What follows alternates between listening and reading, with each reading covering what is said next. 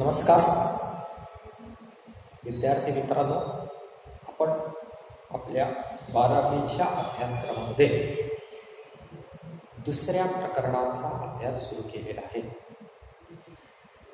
दुसऱ्या प्रकरणाचा अभ्यास सुरू असताना जागतिकीकरण म्हणजे काय याचा विचार आपण मागच्या व्हिडिओमध्ये केलेला आहे. या दृष्टिकोनातून विचार करत असताना आपण पहिलं प्रकरण अभ्यासलं.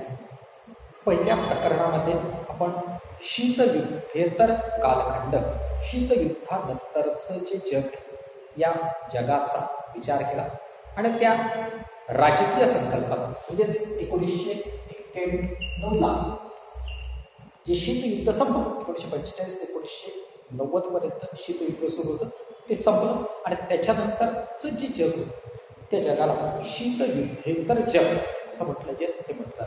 आणि मग हे शीतयुद्धेतर जग जे या जगाचा अभ्यास आपण थोडक्यामध्ये केला.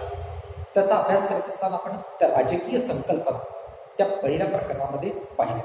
परंतु विशेषतः आर्थिक क्षेत्राच्या दृष्टिकोनातून विचार जर केला तर 1991 नंतर जागतिक अर्थव्यवस्थेमध्ये जागतिकीकरण ही एक नवीन संकल्पना जी होती, ही संकल्पना निर्माण झाली.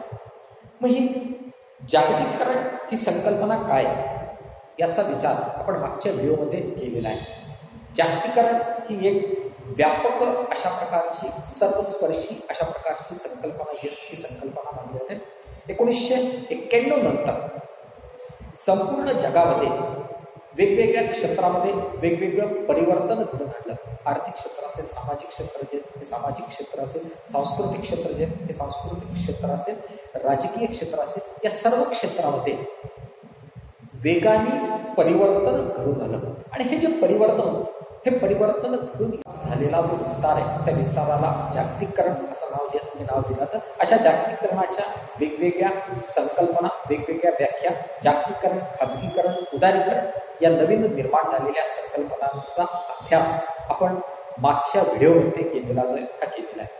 आज आपल्याला हे जे जागतिकीकरण झालं आणि हे जागतिकीकरण सर्वस्पर्शी अशा प्रकारचं जागतिकीकरण जे हे जागतिकीकरण होतं आणि मग या जागतिकीकरणाचे भारतावर आणि सर्व जगावर कोणते परिणाम झाले त्या परिणामांचा आपल्याला थोडक्यामध्ये अभ्यास करायचा आहे.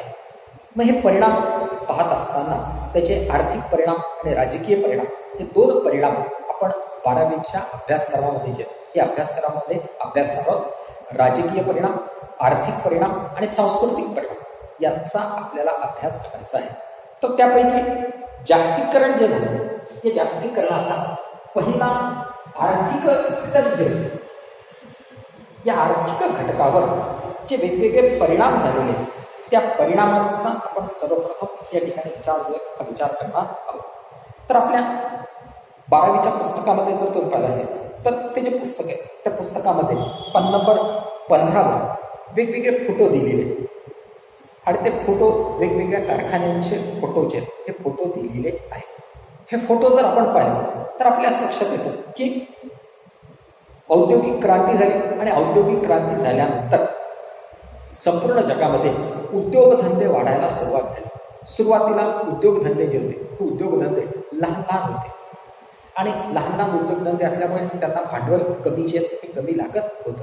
परंतु आज आपण जर विचार केला तर आज सर्व यांत्रिकीकरण झालेलं आहे. मोठमोठे उद्योगधंदे निर्माण झालेले आहेत आणि मग हे मोठमोठे उद्योगधंदे जे या मोठमोठ्या उद्योगधंद्यातून रोजगाराची निर्मिती होते, वेगवेगळ्या वस्तूंची निर्मिती जी ही निर्मिती होते, आर्थिक लाभ होतो. परंतु मोठा उद्योगधंदा जर निर्माण करायचा असेल तर त्या मोठ्या उद्योगधंद्यासाठी भांडवल हे आवश्यक असतं. भांडवलाशिवाय उद्योगधंदा सुरू करता येत नाही. अर्थशास्त्रामध्ये जे त्या अर्थशास्त्रामध्ये तुम्ही त्या ठिकाणी त्याचा अभ्यास केला आहे. ज्याप्रमाणे मानवाचा विचार जर आपण केला तर मानव जर या मानवाची अन्न, वस्त्र, निवारा ही ज्याप्रमाणे मूलभूत गरज असते त्याचप्रमाणे अर्थव्यवस्था जी या अर्थव्यवस्थेचा विचार जर आपण केला तर अर्थव्यवस्थेमध्ये उद्योगधंदे जे या उद्योगधंद्याची मूलभूत गरज असते भांडवल.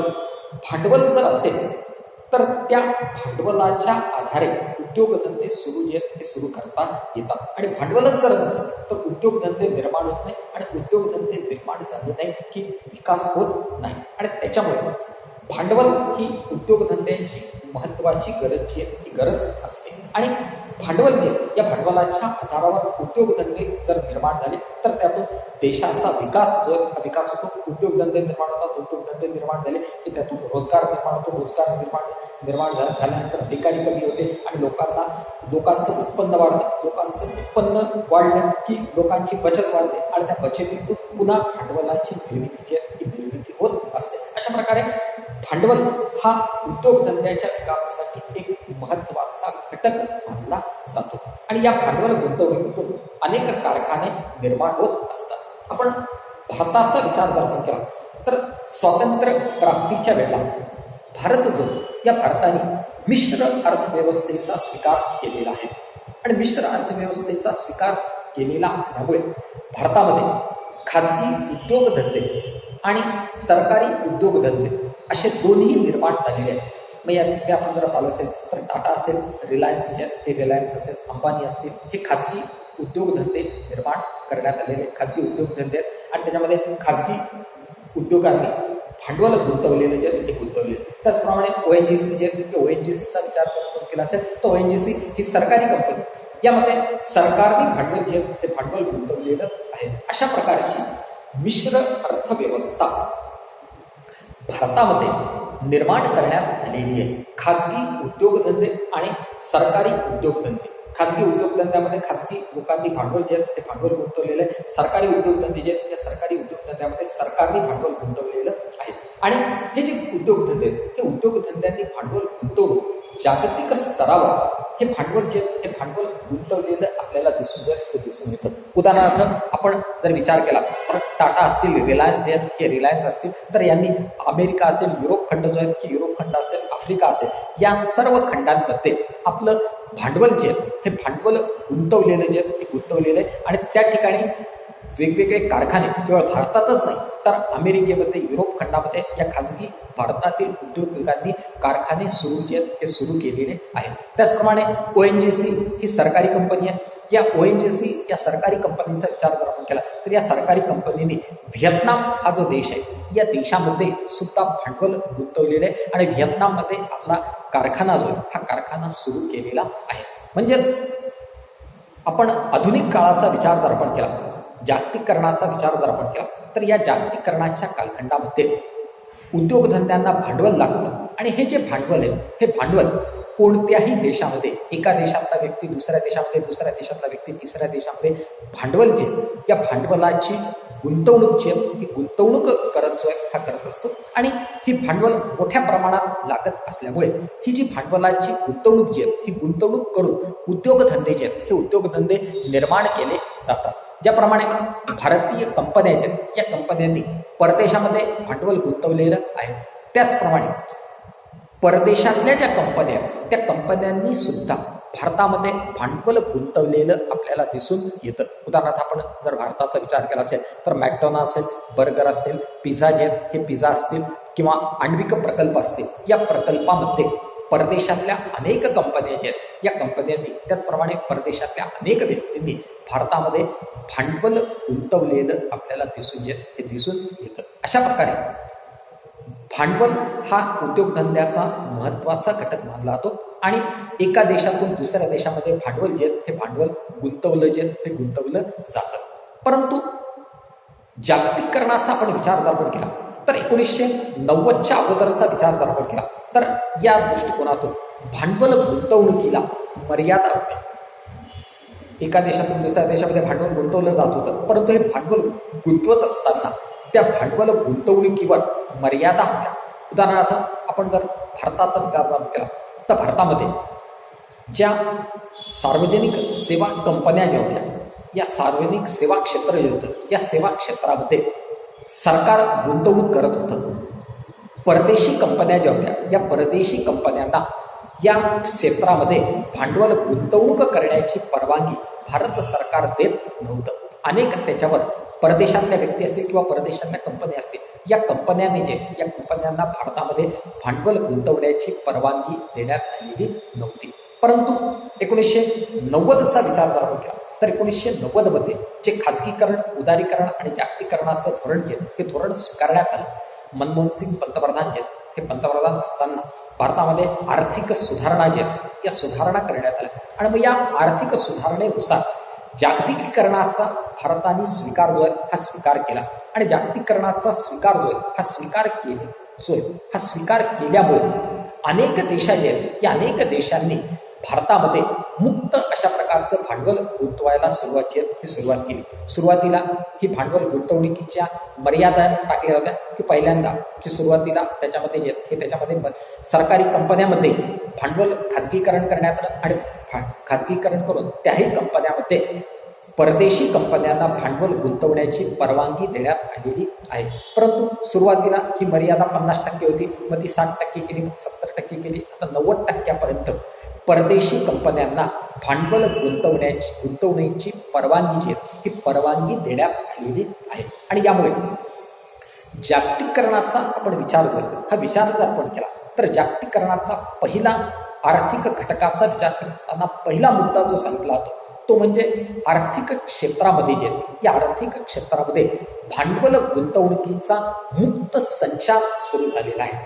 आणि मग भारतातून काही कंपन्यांनी परदेशामध्ये भांडवल गुंतवलं, परदेशातल्या कंपन्यांनी भारतामध्ये भांडवल गुंतवलेलं आपल्याला दिसून येतं. उदाहरणार्थ आपण जर पाहिलं असेल तर टाटा असेल, रिलायन्स असतील, यांनी परदेशामध्ये भांडवल गुंतवलेलं आहे. त्याचप्रमाणे ONGC व्हिएतनाम या देशामध्ये भांडवल गुंतवलेलं आहे. किंवा मायक्रोसॉफ्ट ही परदेशातील कंपनी जी आहे या कंपनीने भारतामध्ये भांडवल गुंतवलेलं आहे. नेस्ले ही जी उद्योग कंपनी आहे या उद्योग कंपनीने सुद्धा भारतामध्ये भांडवल गुंतवलेलं आपल्याला दिसून येतं. अशा प्रकारे जागतिकीकरण जे झालं या जागतिकीकरणाचा विचार जर आपण केला तर या जागतिकीकरणामुळे जागतिकीकरणामुळे भांडवलाचा मुक्त अशा प्रकारचा संचार होता. हा संचार व्हायला सुरुवात झाली आणि एका देशातून दुसऱ्या देशामध्ये भांडवल गुंतवायला सुरुवात झाली आणि त्यासोबतच शेअर मार्केट हे निर्माण करण्यात आलं आणि या शेअर मार्केटच्या आधारे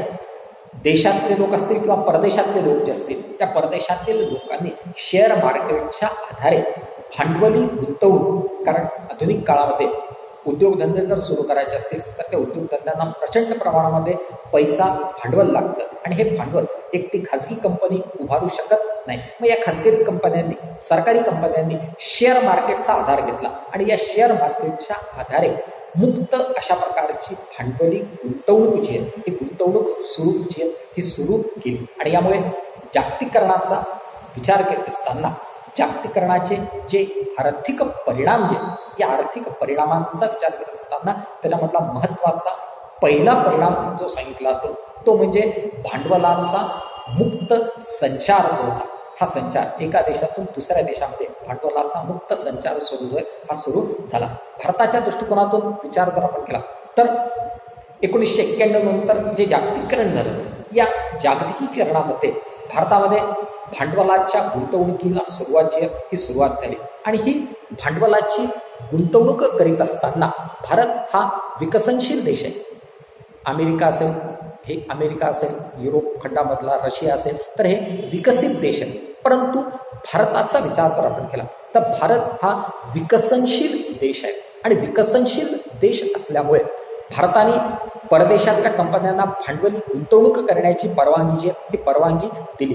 परंतु ही भांडवली गुंतवणूक करीत असताना ही जी परदेशी गुंतवणूक जी आहे ही परदेशी गुंतवणूक जास्तीत जास्त पायाभूत सुविधा ज्या आहेत उद्योगधंद्यांच्यासाठी पायाभूत सुविधा, मग वीज निर्मिती असेल, पाणी असेल, रस्ते निर्मिती जी आहेत किंवा रस्ते बांधणी असेल, तर या ज्या उद्योगधंद्यांच्या पायाभूत सुविधा ज्या आहेत या पायाभूत सुविधांमध्ये सर्वप्रथम भांडवली गुंतवणूक जी आहे ही गुंतवणूक करण्यात यावी आणि ग्राहकोपयोगी क्षेत्र जे हे क्षेत्रापेक्षा ही जे पायाभूत सुविधा ज्या होत्या या सुविधा महत्वाच्या आहेत. आणि आपण पाहत असताना मागच्या मुद्द्यामध्ये आपण पाहिलेलं होतं की जागतिकीकरण आहे, परंतु जागतिकीकरण जरी झालेलं असलं तरी या जागतिकीकरणामध्ये राष्ट्र ही संकल्पना महत्वाची असते.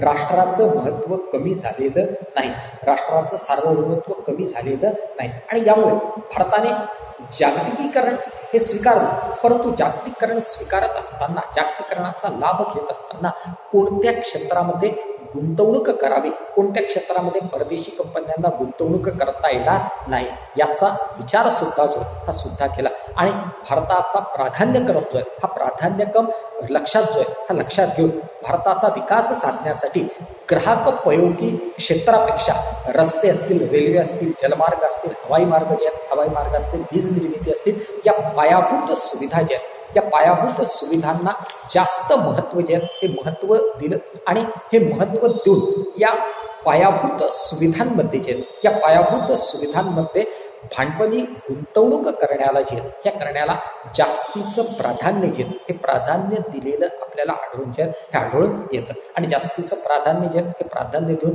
भांडवली गुंतवणूक केली. नंतरच्या कालखंडामध्ये जे या कालखंडामध्ये इतर क्षेत्रामध्ये गुंतवणूक करण्याला भारत सरकारने परवानगी दिलेली आहे. आज जर आपण पाहिलं असेल तर आज सरकारी कंपन्यांमध्ये सुद्धा भांडवल जर गुंतवायचं असेल तर ते भांडवल गुंतवण्याची परदेशी कंपन्यांना, परदेशी व्यक्तींना परवानगी दिलेली आहे. आज आपण जर पाहिलं असेल तर आज प्रत्येक राज्याचे मुख्यमंत्री जे असतात हे मुख्यमंत्री परदेशामध्ये जातात आणि परदेशामध्ये जाऊन तिथल्या उद्योजकांना विनंती करतात, त्यांना आव्हान करतात की तुम्ही आमच्या राज्यामध्ये या, आमच्या राज्यामध्ये आल्यावर तुम्हाला सुविधा दिल्या जातील आणि आमच्या राज्यामध्ये तुम्ही भांडवल गुंतवा आणि भांडवल गुंतवून नवीन नवीन उद्योगधंदे जे आहेत ते उद्योगधंदे सुरू करा.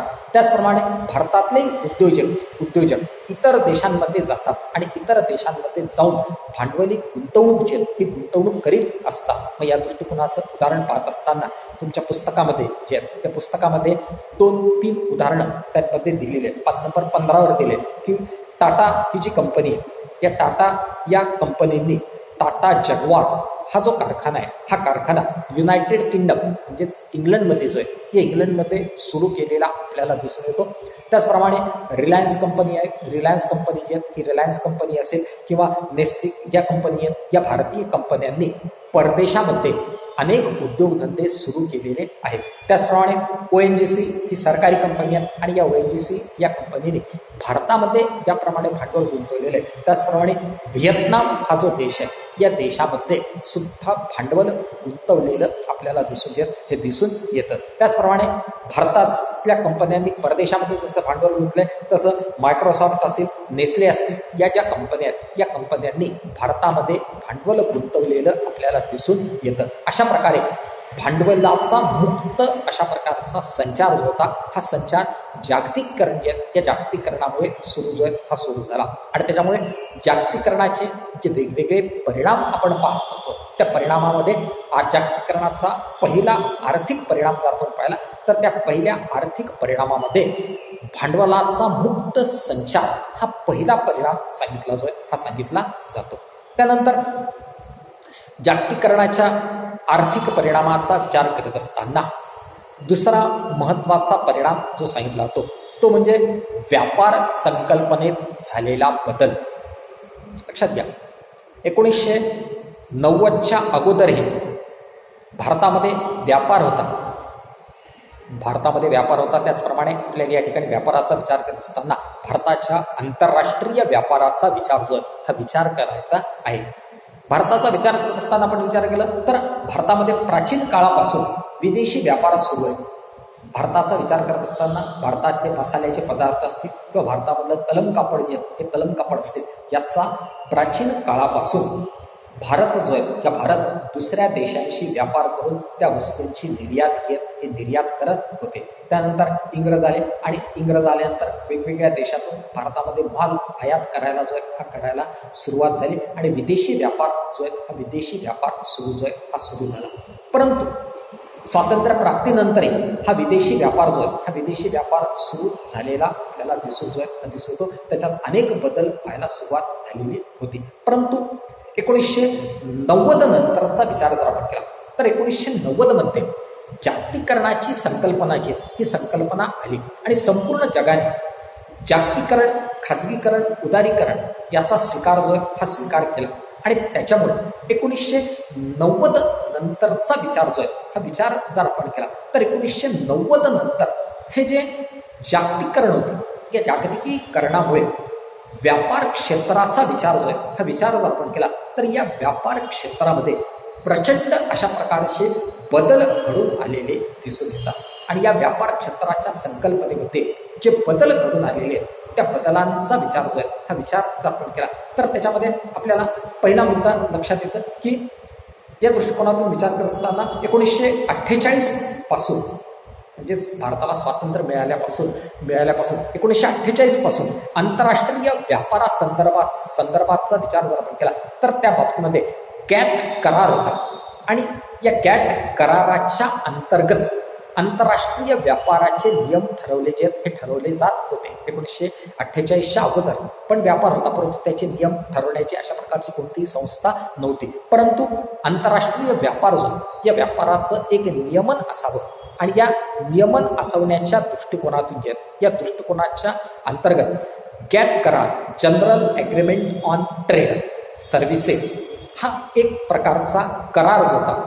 गॅट नावाची एक व्यक्ती होती आणि त्यांच्या अध्यक्षतेखाली समिती नेमली आणि त्यांनी त्यांनी आपल्या सुधारणा किंवा आपला अहवाल सादर केला आणि त्याच्याद्वारे गॅट करार जो, हा करार तयार करण्यात आला. आणि या गॅट करारानुसार या गॅट कराराच्या नुसार आंतरराष्ट्रीय व्यापार जो होता, हा व्यापार सुरू होत होता. काही व्यापारामध्ये समस्या आल्या असतील, प्रश्न आले असतील, काही मतभेद निर्माण झाले असतील तर ते गॅट कराराच्या अंतर्गत सोडवले जात होते. त्यानंतर 1995 मध्ये जागतिकीकरण 90 मध्ये झालं आणि 1995 मध्ये गॅट कराराची जागा जी आहे, ही गॅट कराराची जागा वर्ल्ड ट्रेड सेंटर, जागतिक व्यापार संघटना, या संघटनेने घेतली. मागच्या वर्षी आपला अभ्यासक्रम जो होता, या अभ्यासक्रमामध्ये आपण जागतिक व्यापार संघटना WTO, वर्ल्ड ट्रेड ऑर्गनायझेशन, याचा अभ्यास आपण 11वी मध्ये केलेला आहे. किंवा ही जी संघटना आहे, या संघटनेची निर्मिती 1995 मध्ये करण्यात आली आणि ही संघटना कशासाठी निर्माण झाली आहे, काय झालेली आहे, याचा विचार आपण 11वी मध्ये केलेला आहे.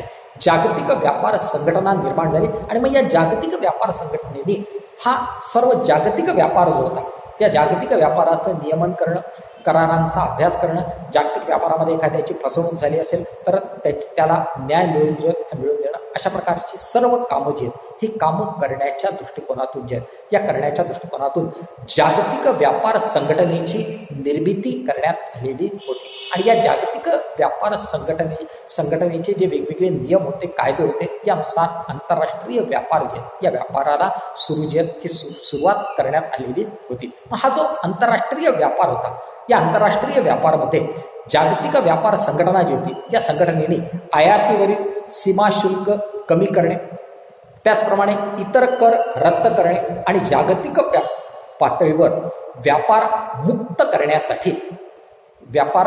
करण्यासाठी राष्ट्रांना प्रोत्साहन देणे, अशा प्रकारचे तत्व जागतिक व्यापार संघटनेने ठरवलेले होते. सुरुवातीला विचार जर आपण केला तर प्रत्येक देश होता आणि या प्रत्येक देश आयात जी होती, त्या आयातीवर जास्तीत जास्त शुल्क लादायचं आणि निर्यात जी होती, या निर्यातीवर कमी शुल्क लादत होते. परंतु जागतिकीकरण झालं आणि जागतिकीकरणामध्ये या जागतिकीकरणामुळे आयातीवर असणारे निर्बंध जे होते, हे निर्बंध हळूहळू कमी करण्याचे हे करण्यात आले. उदाहरणार्थ आपण जर पाहिलं तर सुरुवातीच्या काळामध्ये चायना मार्केटचा माल किंवा परदेशातला माल आपल्याला भारतामध्ये सहजासहजी उपलब्ध होत नव्हता. परंतु जागतिकीकरण झालं आणि जागतिकीकरणामुळे आयात जे होतं, या आयातीवरचे निर्बंध सरकारला कमी करावे लागले. आज आपण पाहिलं असेल तर चायना असेल, अमेरिका असेल किंवा जपान असतील, या सगळ्या वेगवेगळ्या देशातला कोणताही परदेशी माल जो आहे, हा परदेशी माल आज आपल्याला भारतामध्ये सहज उपलब्ध होत असलेला आपल्याला दिसून येतो. अनेक मोबाईल कंपन्या, परदेशी कंपन्या, त्यांचे फोन आपल्याला भारतामध्ये सहज मिळतात.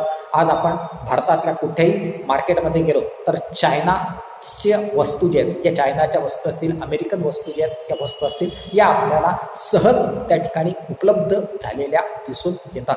हा जो बदल झालेला आहे, हा बदल जागतिकीकरणामुळे घडून आलेला आपल्याला दिसून येतो. जागतिकीकरणामुळे आयातीवरची असणारी निर्बंध जी होती, ही निर्बंध कमी करण्याची ही करण्यात आली आणि आयातीवरची निर्बंध जे आहेत ही निर्बंध कमी करून आयात सोबतच निर्यातीला प्रोत्साहन तर सुरुवातीपासून दिलं जात होतं, परंतु निर्यातीला प्रोत्साहन देत असताना आयातीवरची शुल्क असतील किंवा आयातीवरची निर्बंध जी होती ही निर्बंध जागतिकीकरणामुळे हळूहळू कमी जी आहेत ही कमी करण्यात आलेली आहे. आणि यामध्ये जागतिक व्यापार संघटना जी आहे या संघटनेचं महत्त्व जे आहे हे महत्त्व असलेलं आपल्याला दिसून येतं. आणि या जागतिक व्यापार संघटना जी आहेत या संघटनेनी 2 देशांमध्ये असणारे